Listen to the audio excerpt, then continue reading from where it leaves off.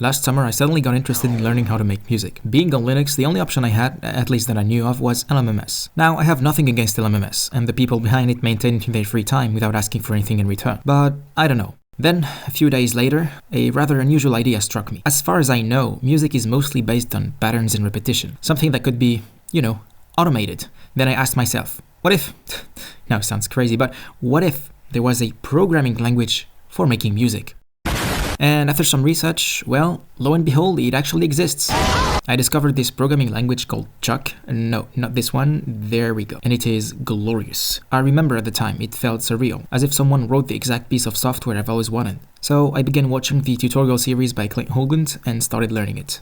I don't want to waste too much time talking about the specifics of ChucK since I want to keep this video short, but hey, I just can't resist. First of all, ChucK is said to be strongly timed. That means that time is a first-class citizen in ChucK. In fact, both time and duration are primitive types, which means they can be manipulated just like you can manipulate integers and strings. You can add a duration to a time to advance it, subtract two time values and you get a duration. You can control time by chucking, as in assigning a duration to a global variable called now, which represents the present. You can synthesize sounds from primitive sound wave generator thingies called unit generators, or UGens for short, or you can sample existing sounds by using a sound buffer. In fact, there's great support for sampling. Concurrency is also super intuitive. All code runs in a VM which hosts multiple processes called shreds. The main shred can spawn other shreds and so on, and each acts as some sort of source of sound, allowing really complex compositions which can be synced to one another. Also, many language concepts are named after puns, which I find hilarious. For example, threads become shreds, subgraphs become chuckgraphs, and all of these operators have their own silly name. Chuck, unchuck, backchuck, upchuck.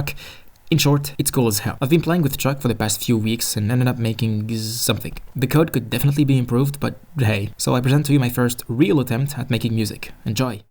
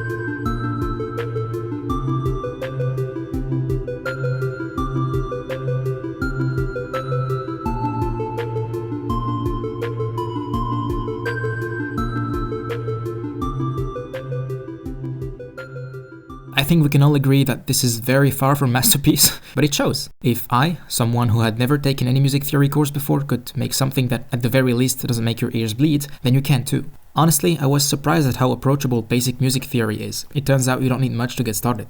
If you're into the French-speaking YouTube horror/internet mystery scene, you probably have recognized this melody. It was made by a YouTuber I really like named Phildup. It's from the song Unraveled, probably the most recognizable and also reassuring piece from his Findings series. Now, I want you to imagine the possibilities. We have a programming language, and that means we could take advantage of all the tools that developers typically use, like Git, GitHub, and your favorite text editor, not only to create, but also to collaborate on music. Yup, we are one step away from free and open source music. Though I think licensing is a bit different for artistic creations, maybe we could license the code differently from produced artifacts? I don't know, you tell me. Anyway, if you are a programming nerd that wants to get into music, or if you're a music nerd that wants to get into programming, please, give ChucK a try. Head over to chuck.stanford.edu and download it, or try it directly in your browser. Oh, and did I mention it's free and open source? Who knows, you might fall in love with it, like I did. Thanks for watching, and until next time, take care.